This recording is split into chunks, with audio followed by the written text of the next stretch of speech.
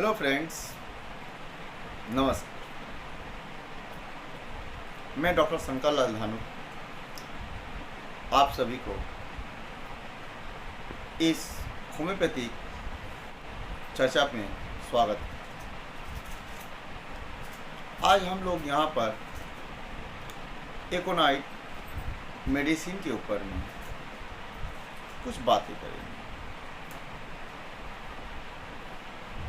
जिसमें एकोनाइट एक ऐसा मेडिसिन है जिसके विषय में जो पुराने प्रैक्टिशनर हो या नए, हर किसी का अपना अपना बहुत सारा ज्ञान होता ही है। फिर भी मैं अपना एक्सपीरियंस जो ग्रेट होम्योपैथ डॉक्टर केन बोरिक साहब से प्राप्त किया हूँ, आपके साथ में साझा करना चाहूँ। अगर आपको अच्छा लगे तो मेरा उत्साह बढ़ाइएगा और हमें कमेंट, शेयर, लाइक कीजिए। सबसे पहले एकोनाइट के विषय में बात करते हैं तो ग्रेट डॉक्टर केन साहब के मतानुसार, क्योंकि मेरा मानना है अगर आपको होम्योपैथ पढ़ना है, सीखना है, जानना है तो ग्रेट डॉक्टर जेम्स केन की मैट्रिया मेडिका का अध्ययन बहुत आवश्यक है।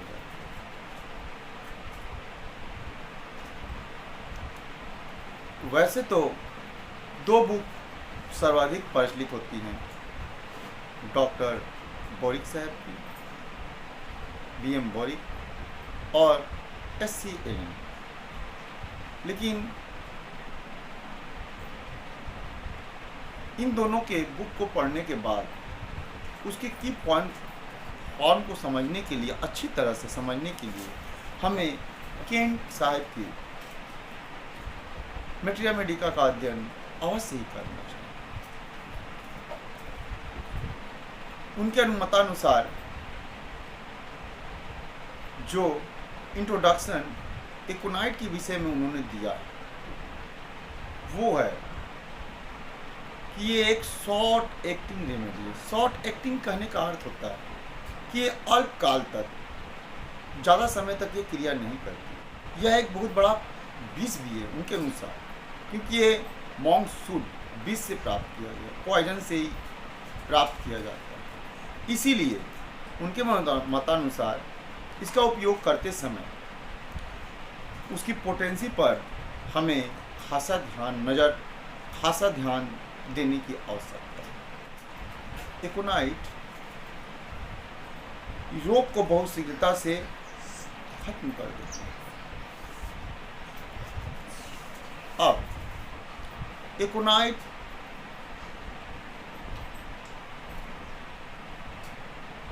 के रोग कैसे आते हैं इसको समझना। ये इनके रोग एक तूफान की तरह आते हैं। तूफान समझते हैं, जैसे तुरंत आता है, अचानक से आता है और अचानक से चला जाता है, उसी तरह से एकोनाइट के रोग भी अचानक से तूफान की तरह से आते हैं, तेजी के साथ सब कुछ झकझोर देते हैं। जहाँ भी जाते हैं, जैसे तूफान जहाँ भी जाता है वहाँ पर हर कुछ नष्ट नाबूद कर देते हैं, तोड़ देते हैं, बर्बाद कर देते हैं। उसी तरह से जब एकोनाइट के रोग शरीर में उत्पन्न होते हैं तो वो उस रोगी को पूरी तरह से झकझोर देते हैं और सही समय पर उसका इलाज ना किया जाए तो मृत्यु भी ला सकते हैं। ऐसा ही एकोनाइट है। एकोनाइट का पिक्चर समझना बहुत जरूरी है। जैसे आप किसी ठंड खाए हुए व्यक्ति को देखें,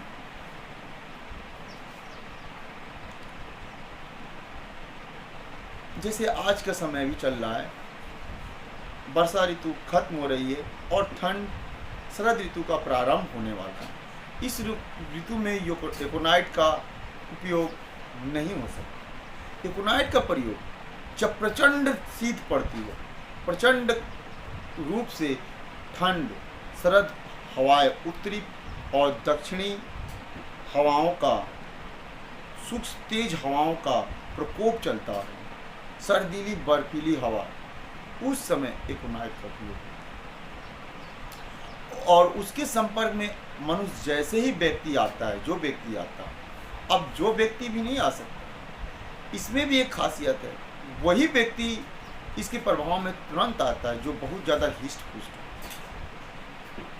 और शक्तिशाली हो, खुश मिजाज हो, उत्तेजित वाला पर्सन हो। वही व्यक्ति इसके संपर्क में आता है और तुरंत बीमार पड़ जाता है। जैसे कि आप शाम के समय बाहर टहलने और घूमने निकले और रात होते ही होते आप बीमार पड़ जाए, आपको बुखार लग जाए, सर्दी हो जाए, सर दर्द हो जाए, आपका हार्ट प्रॉब्लम हो जाए, आपका पेशाब रुक जाए, इन सभी रोगियों में जिस प्रकार का भी रोग हो, अब तुरंत एकोनाइट। किंतु अगर आपको शाम के समय टहलने गए और उत्तरी ठंडी बर्फीली हवा चल रही है, कड़ाके की ठंड पड़ रही है, और उसके बाद आपको ठंड लग जाए और वो ठंड सुबह, वो रोग ठंड लगने के कारण से जो रोग उत्पन्न हो वो सुबह के समय में उत्पन्न हो, तो आप एकोनाइट का प्रयोग करेंगे तो उस तरह से आपको फल प्राप्त नहीं होगा। एकोनाइट का उपयोग करने का मतलब है कि आपको सडन, जैसे ही आप ठंड लगा और आपको रोग उत्पन्न हुआ, ये हुआ सडन और वायलेंट मैंने खूब तीव्रता के साथ, ऐसा कि आपको भी देख के भय हो जाए, भयभीत हो जाए, अरे ये क्या हो गया। और जब उसको भी भय लगे, वो तो भय से मारे उसको लगेगा कि अब मैं मर जाऊंगा और अपना मृत्यु का समय भी निश्चित करने लगे। ऐसे तो मेंटल्स ने बताएंगे, अभी हमने इंट्रोडक्शन पढ़ा, तो वहां पर एकोनाइट का प्रयोग, मान लीजिए कड़ाके की ठंड पड़ रही है और कोई पतला मोटा तगड़ा व्यक्ति है, खूब ताकतवर है, और पतला कपड़ा पहन के बाहर टहलने निकल जाए और उसको ठंड लग जाए, और आप तो उस सिचुएशन में, उस अवस्था में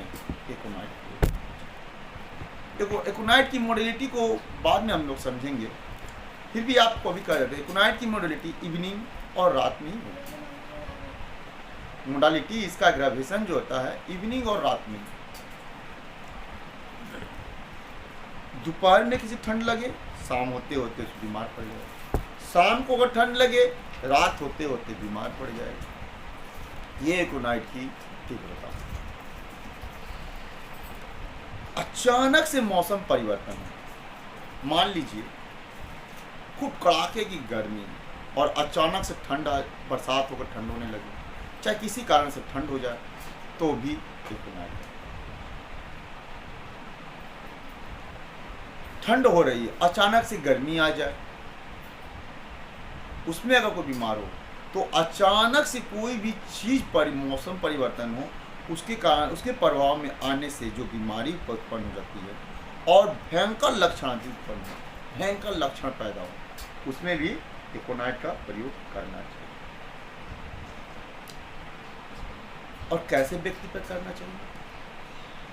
एकोनाइट का रोगी हमेशा ही आपको देखने में हिस्ट पुष्ट होगा, मजबूत लगेगा, उसका चेहरा लाल, उत्तेजित माने खुश मिजाज में, वो पहले बहुत अच्छा है, उसका शरीर है, इसको प्लेथोरिक सैंग्विन पर्सन्स के ऊपर में एकोनाइट का प्रयोग करना चाहिए।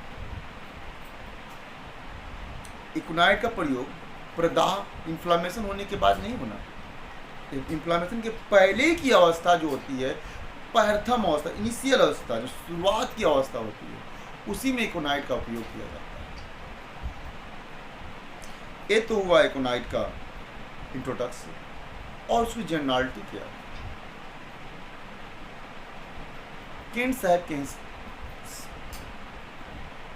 मेट्रिया मेडिका के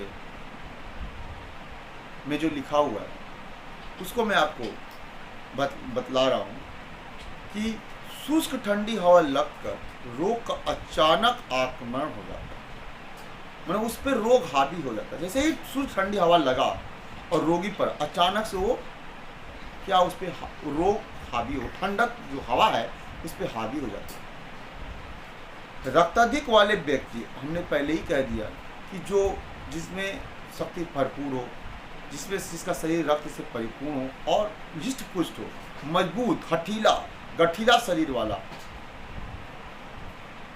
और उन्हें अचानक से तेज ज्वर के साथ, बुखार के साथ मस्तिष्क में रक्त संचरण, सर में दर्द, मस्तिष्क में रक्त, कंजेशन ऑफ माइंड,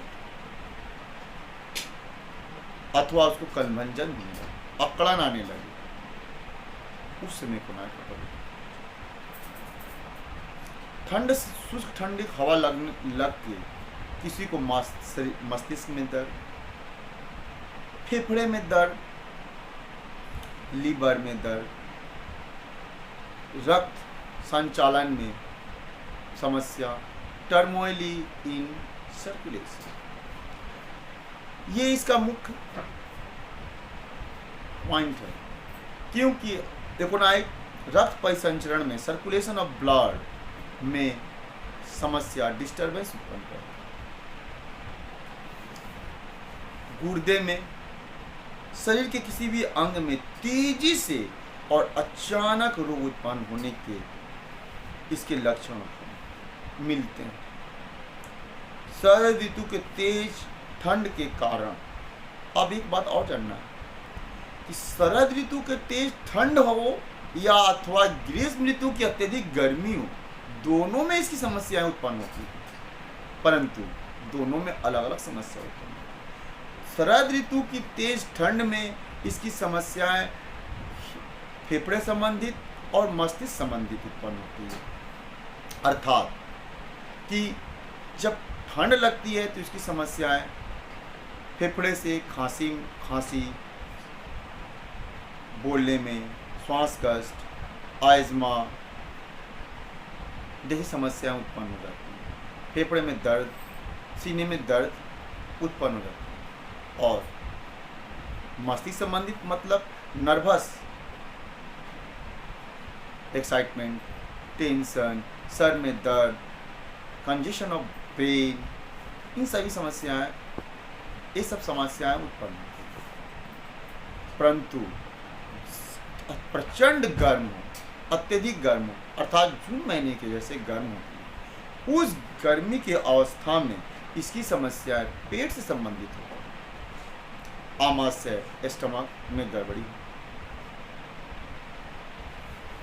या आंतों में प्रदाह हो, इन्फ्लामेशन ऑफ द इंटेस्टाइन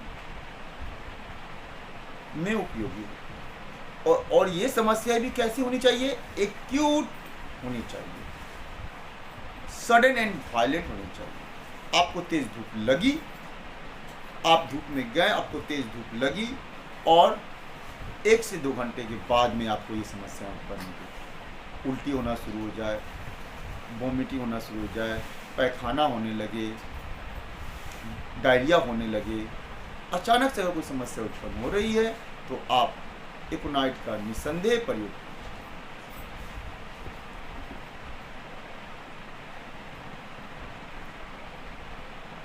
दूसरे पार्ट में हम लोग आज एकोनाइट के हमने विषय में केंट साहब के हिसाब से, मेट्रिया मेडिका के हिसाब से इंट्रोडक्शन एंड जनरलिटीज़ के बारे में आपको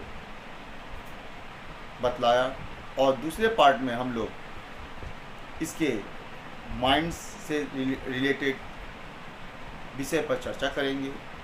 और आपको अगर मेरा ये वीडियो अच्छा लगे, पसंद आए तो इसको लाइक ज़रूर कीजिए, शेयर कीजिए, सब्सक्राइब कीजिए और कमेंट कीजिए। अगर कोई प्रश्न हो तो